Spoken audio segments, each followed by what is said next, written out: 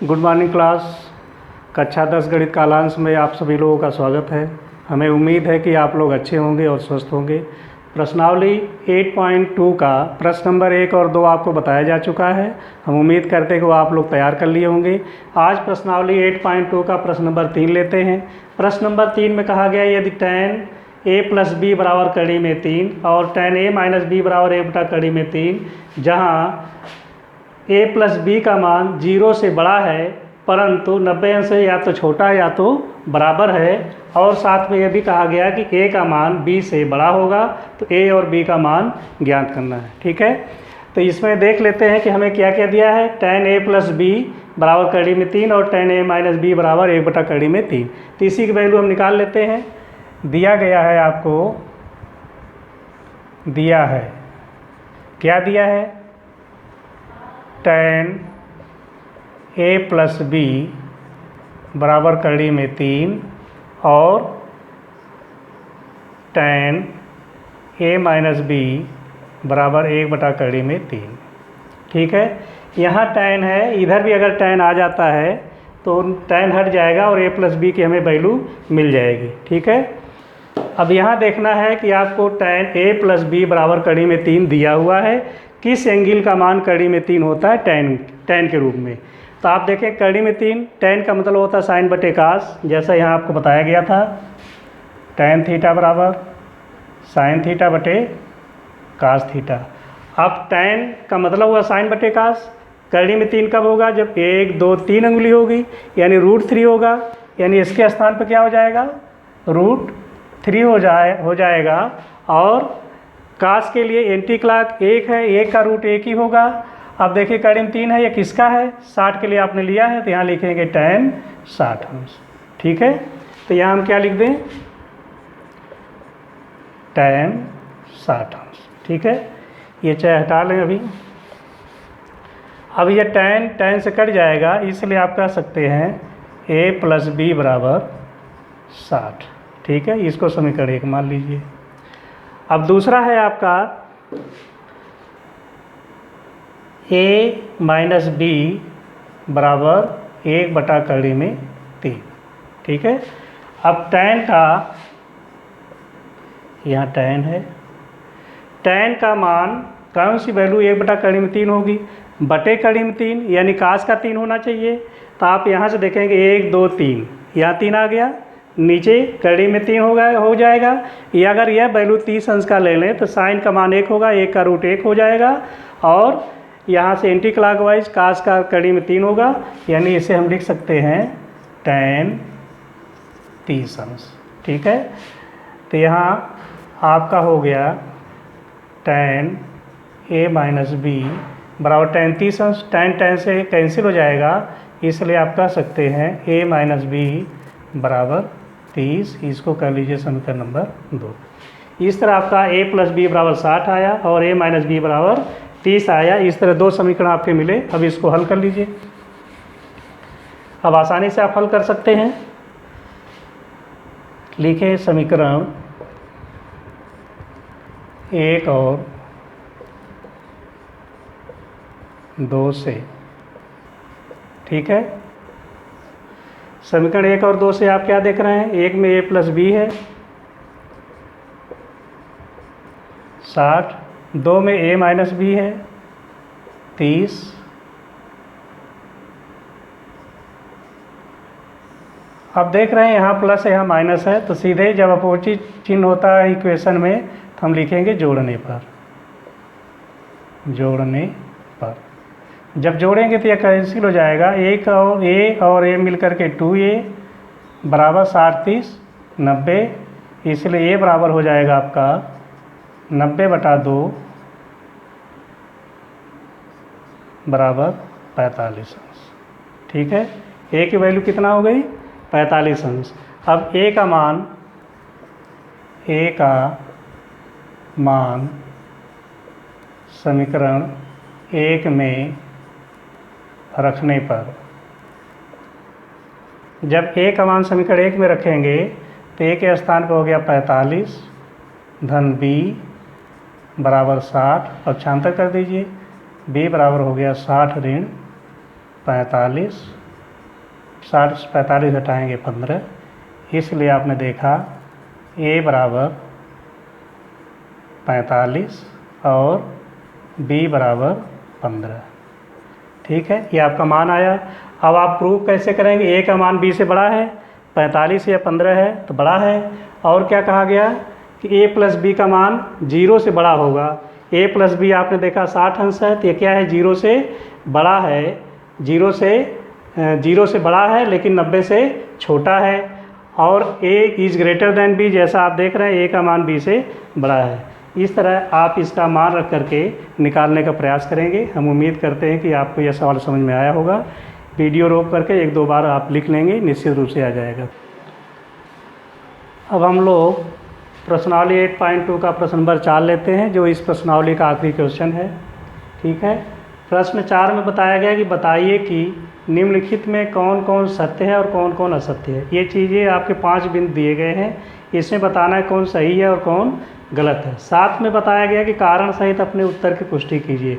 अगर यह गलत है तो क्यों गलत है, अगर यह सही है तो क्यों सही है, इसका कारण देना है।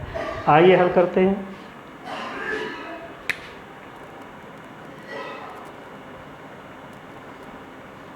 पहला खंड ले लें। पहले खंड में कहा गया है साइन a प्लस बी बराबर sine a plus sine B. यह असत्य होगा, क्योंकि जब दो साइन की अलग अलग जब दो साइन के एंगल की वैल्यू अलग अलग होगी और उसको एक साथ जोड़ेंगे तो यह अलग होगा और यह सब जोड़ने पर अलग होगा। देखिए कैसे लिखते हैं। माना कोई भी वैल्यू ले लें, और लेकिन यह ध्यान रखें कि वो पूरक वैल्यू हो, 90 अंश से ज़्यादा ना हो। माना a बराबर 60 अंश और b बराबर 60 का पूरक 30 अंश। ठीक है, तो ऐसी स्थिति में हो जाएगा साइन a प्लस बी बराबर हो जाएगा साइन 60 धन 30, ये हो गया 90, साइन 90 अंश। अब साइन 90 अंश का मान कितना होगा?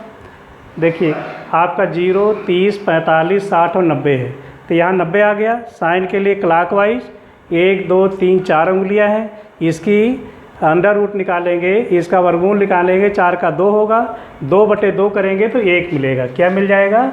1 मिलेगा। चाहे यहाँ लिख लें साइन 90 है। ठीक है, यहाँ 90 हुआ तो 4 उंगली है, 4 का वर्गमूल बटे 2, 4 का वर्गमूल 2 हो गया, 2/2 कट के 1 मिले, यानी साइन 90 का मान 1 होगा। ठीक है, आगे देख लें वैल्यू रख करके। साइन a बराबर, अब साइन a का मान 60 है, ये हो जाएगा साइन 60 अंश। साइन 60 का मान निकालिए। 60 यहाँ पे होगा, साइन के लिए 1, 2, 3 अंगुली, करड़ी में 3/2, करड़ी में 3/2। फिर साइन b बराबर हो जाएगा साइन 30 अंश, क्योंकि b का मान 30 रखा है, तो साइन 30 का मान यह 30 है। इसके क्लॉकवाइज 1 अंगुली, 1 का वर्ग 1 होगा, 1/2 हो गया। ठीक है, अब आगे हम देखें।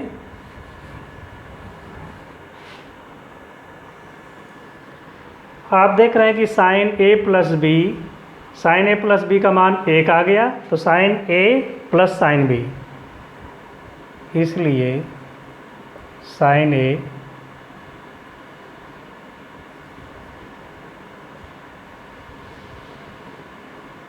प्लस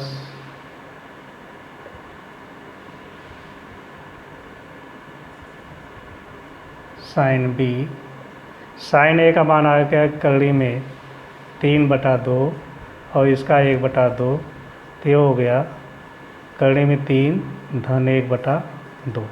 ठीक है, अब यहाँ से देख रहे हैं कि साइन a प्लस b का मान 1 आ गया, sine a plus sine b का मान करड़ी में 3 धन 1/2। क्या यह दोनों बराबर है? नहीं है, इसलिए हम कहेंगे इसलिए sine a plus b is not equal to sine a plus sine b। ये दोनों बराबर नहीं है। जब नहीं है तो हमारा क्या कहेंगे? अतः यह क्या है? नंबर 1 असत्य है। ठीक है।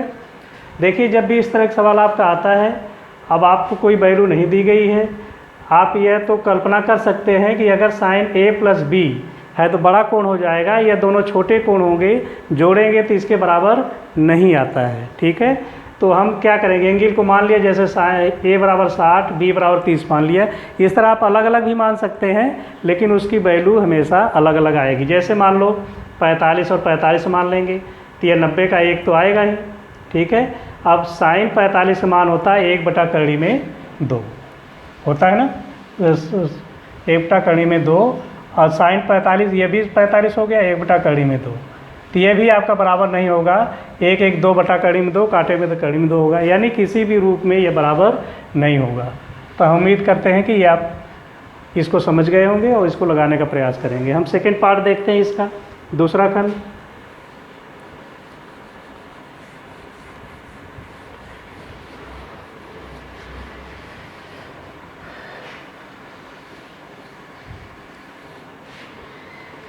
इसका सेकंड पार्ट है थीटा में वृद्धि होने पर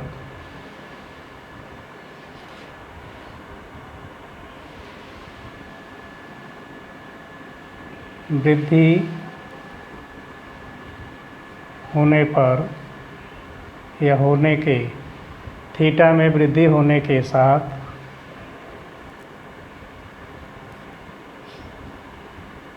साइन थीटा के मान में भी वृद्धि होती है। ठीक है। यह सत्य है, क्योंकि आप इसके पहले जब कोणों का त्रिकोणमितीय अनुपात निकाल रहे थे तो उसमें देख रहे थे कि साइन के लिए जब थीटा का मान बढ़ता जाता है, जैसे साइन 0, 30, 45, 60 और 90, जब साइन का मान बढ़ता जाएगा तो उसकी वैल्यू भी बढ़ती जाती है। जैसे यहाँ पे देख लीजिए आप,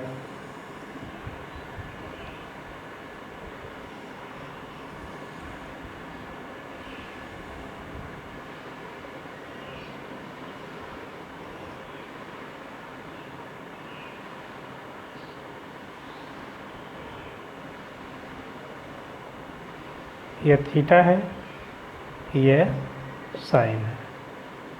ठीक है।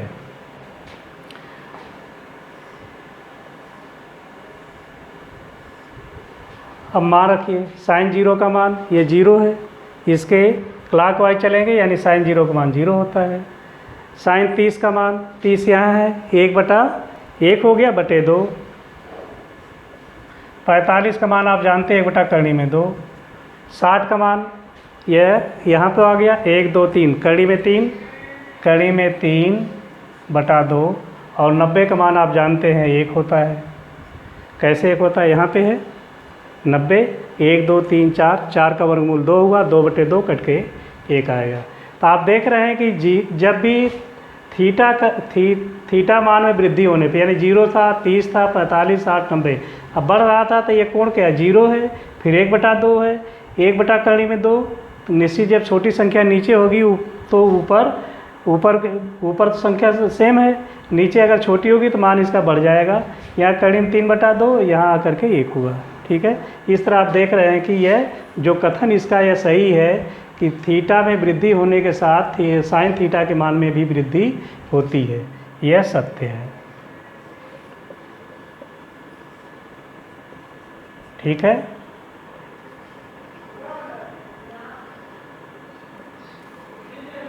ये सत्य है। अब आपका तीसरा पॉइंट है, इसी तरह तीसरा पॉइंट भी है। तीसरे में क्या कहा गया कि थीटा में वृद्धि होने के साथ साथ कास थीटा के मान में भी यहाँ आपका क्या था, थीटा में वृद्धि होने के साथ साइन थीटा था। अब अगले में क्या है, यह कास थीटा कह दिया है। क्या कहा गया है, कास थीटा। तो यह भी सत्य नहीं हो सकता है, क्योंकि जब साइन थीटा का मान बढ़ते क्रम में वैल्यू बढ़ रही है तो कास थीटा किसका अपोजिट होगा, यानी जब थीटा का मान बढ़ेगा तो कास थीटा का मान घटेगा। चार्ट बना के देख लीजिए।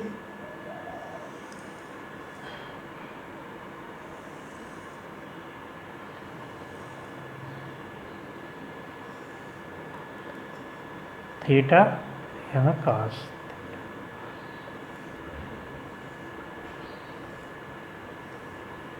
ये 0 अंश, 0 के बाद 30, 30 के बाद 45, के बाद 60, 60 के बाद 90।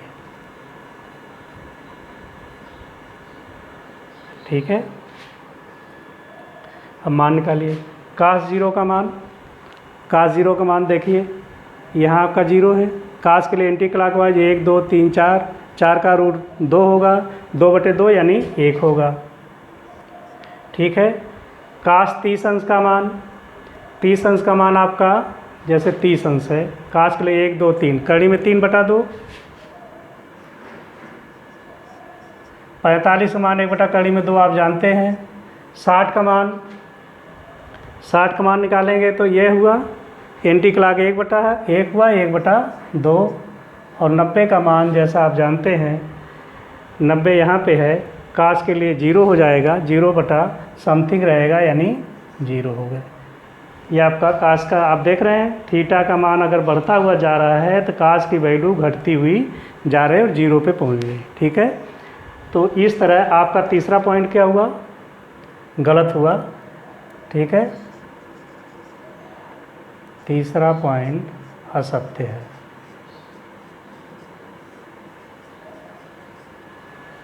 समझ में आ गया होगा।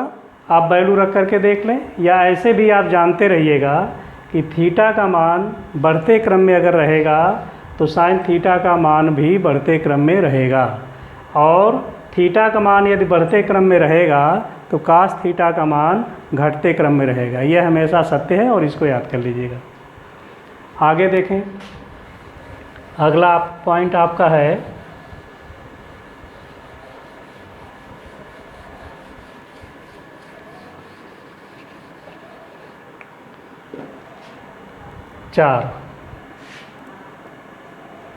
चार में क्या कहा गया, थीटा के सभी मानों पर, थीटा के सभी मानों पर साइन थीटा बराबर कास थीटा। ठीक है, सभी मानों के लिए कर रहा है।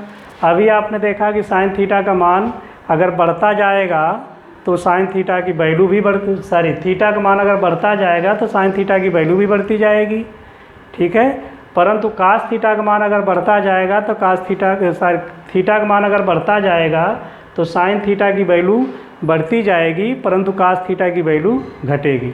ये बराबर हो ही नहीं सकता, असत्य होगा। केवल एक ऐसा मान है जिसमें साइन थीटा और कास थीटा दोनों बराबर होगा, वो है 45 अंश। तो यहाँ लिख लें, यह असत्य है, असत्य है। क्यों असत्य है? क्योंकि थीटा का मान यदि बढ़ता है, लिख ले चाहे, यदि थीटा का मान बढ़ते क्रम में है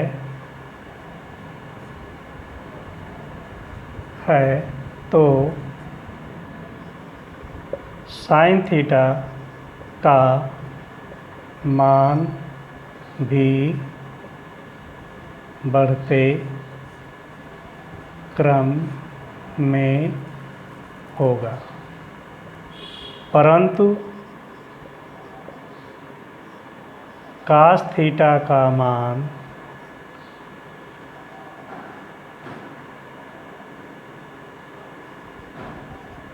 बढ़ने के, कास थीटा का मान सीधे लिख दीजिए, कास थीटा का मान घटते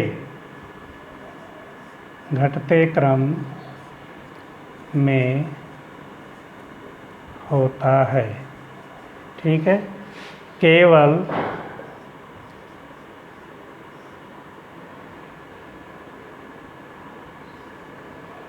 साइन 45 अंश और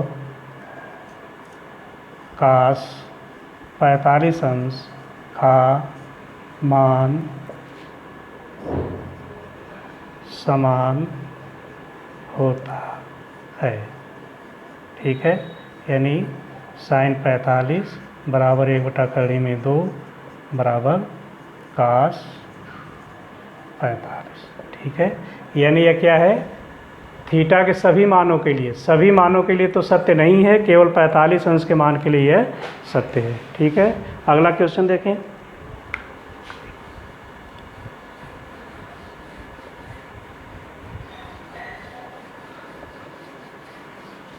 अगला है 5वां खंड इसका,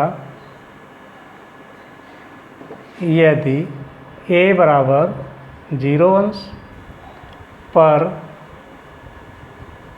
काट a अनंत है, परिभाषित नहीं है अर्थात अनंत है। ठीक है, तो हम लिखें चूँकि tan a का मान 0 है तो यहाँ सीधे लिख दें tan 0 का मान 0 होता है, इसलिए काट 0 बराबर क्या होगा, 1/tan 0, तो यह होगा 1/0 बराबर अनंत। ठीक है, तो इस तरह आप इसका क्या मान है, अनंत, यानी यह क्या है, सत्य है।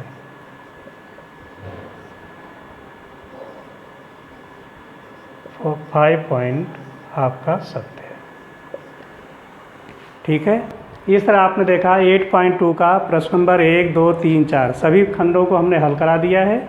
हम उम्मीद करते हैं कि आप लोग इसको अच्छे ढंग से तैयार कर लेंगे, क्योंकि इससे संबंधित आपकी परीक्षा में 2 नंबर का सवाल आता है, बिल्कुल आसान होता है, केवल आप इसकी प्रैक्टिस कर लें। Thank you.